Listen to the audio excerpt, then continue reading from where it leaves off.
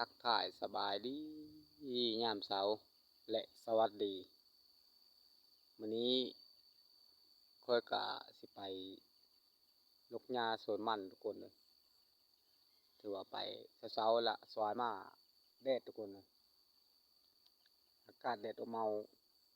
ก่อนไปก็อย่าลืมทุกคนอย่าลืมฮักแพงกันคือเก่ากดติดตามกดถูกใจ Subscribe เป็นกำลังใจสร้างสรรค์ทุกคนถือว่าบ่อนลกหญ้านี่ก็บ่ไกลทุกคนเลยประมาณบ่ฮอดลักทุกคนเนาะถือว่าไปก็ไปกับภรรยาทุกคนเลยก็บ่มีหยังหลายดอกไปลกหญ้าแล้วก็มันสวยแล้วก็มืดทุกคนเลยก็ถือว่าตอนนี้ก็ค่อยอยู่กลางทุ่งนาทุกคนนะทุ่งนาแคมบ้านนี่แหละประมาณนี้ทุกคนนะแคมบ้านก็ถือว่าบ้านชุดทุกคนอากาศมันนี่แหละคล้ายๆฝนตกทุกคนเลยตกก็ดีทุกคนห้ามกาค่อยตั้งแต่ตกตั้งแต่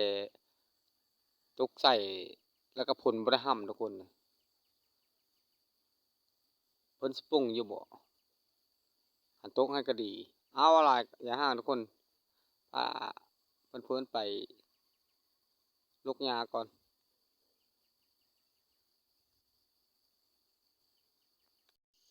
ทุกคนเลยมาหอดสวนหญ้าละหญ้าก็ประมาณนี้ทุกคนไว้สวนมันทุกคนเลยสวนมันจับปะหลังมันมันแล้วบ่ทันเห็นทุกคนเลยลกหญ้าทุกคนเนาะมานี้ทุกคนมันอันนี้ทุกคนเลยคือว่าทางนี้ล่ะค่อยปุลาทางพุ้นล่ะค่อยปุหัวปีทุกคนเลยต้นปีละนี่แน่ทำบลูกหญ้าเอานี่แหละถือว่าค่อยปีนี่แหละเงินละถือว่าสิบ่ได้ละทุกคนเลยงานเนาะแต่ว่าค่อยล่ะจะได้สู้ทุกคนเลยสู้ลุกได้สมัยเขาก็เอา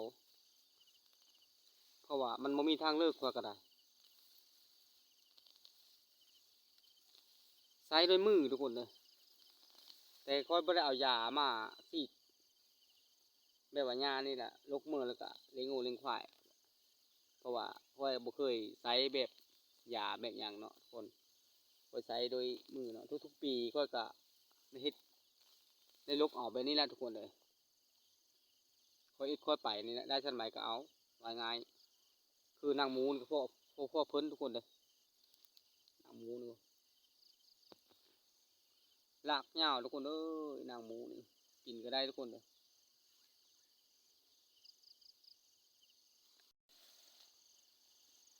อะไรย่าล่ะเพิ่นลกเอามือไว้ให้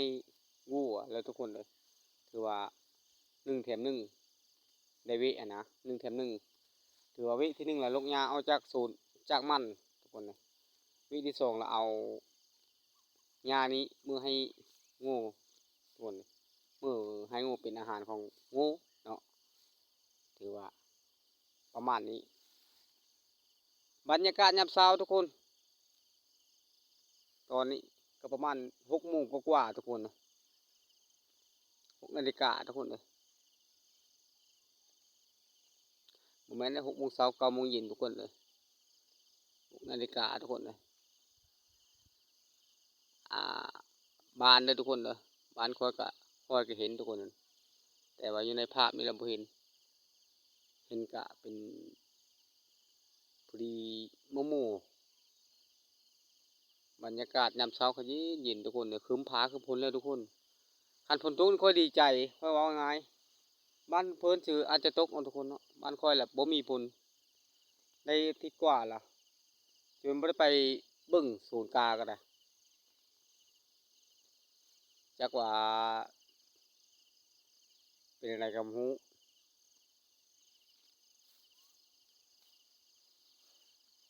เบิ่งนี่ทุกคนเลยหญ้าบ้านค่อยก็ได้หญ้าโซนค่อยก็ประมาณนี้ละแหน่บ่ได้ก็เบิ่งกันทุกคนเอ้ย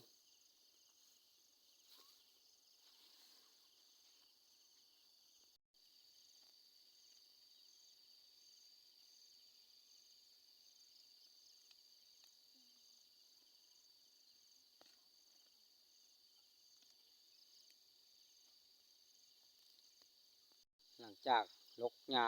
ประมาณชำไรแล้วก็มือรับประทานอาหารเช้าก่อนทุกคนเลยเพราะว่าข้อยก็ยังบ่ทันได้รับประทานอาหารถือว่าตอนแรงกลับมาใหม่ทุกคนถือว่าหาบหญ้ามื้อเลยทุกคนเลยหาบหญ้ามื้อให้งัวเลยงัวที่ค่อยเลี้ยงหั่นล่ะทุกคนเลยหาบมื้อหาบก็ค่อยเบิ่งหาบทุกคนเลยหนักเติบทุกคนเลยหนักไปทุกคนเลยก็คือว่าหั่นแหละไก่เติบบานกับพุ่นละตัวตีนทุนประมาณหลายลูกเติบทุนบ่แม่นหลายกิโลหลายลูกทุกคนนะหลายกิโลกิโลปลูกประมาณ40เลยทุกคนเลยคือว่าได้ทำมื้อประมาณ3-4เทื่อฮอดบานทุกคนเลย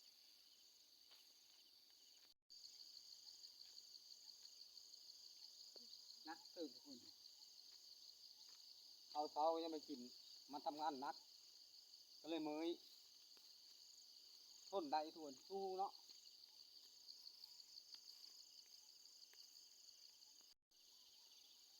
มืด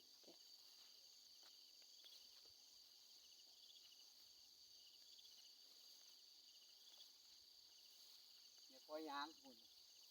เอารถมาเอารถมาทุกคนรู้จักไปเจอมือแก่มือใดบ่ได้แหละ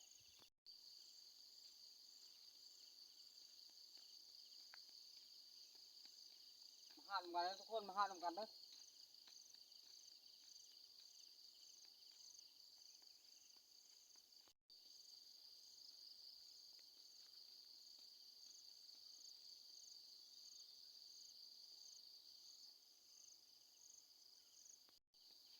ถือว่าฮอดบ่อนรถจักรทุกคนและรถกาลูกเอามาให้ขี่ย่างมาเดินมาทุกคนเลยบัดนี้นะทูบ่ให้ลูกเอารถมาเอาย่าแน่ลูกมาเนาะรถคันทางอันเดียวเลยทุกคนเลยเอาไปกันทุกคนถือว่าหลังจากหามาใส่ถึงนี้แล้วก็เอาขึ้นใส่รถทุกคนขึ้นที่รถจักรเอาขึ้นที่รถจักรแล้วก็มือทุกคนเลยถือว่าคลิปนี้ก็จบประมาณนี้ทุกคนเลยถือว่าเป็นคลิปสั้นก็วขอขอบคุณขอบคุณทุกคนคือเก่าหั่นละฮักเพลงกันคือเก่าทุกคนเลยอย่าทิ้งอย่าปะอย่าละอย่าไล่กันคือเก่าทุกคนเลยถือว่าเจอกันคลิปหน้าทุกคนขอขอบคุณขอบคุณที่ฮักเพลงคลิปนี้จบสำนี้ทุกคนกลับบ้านก่อน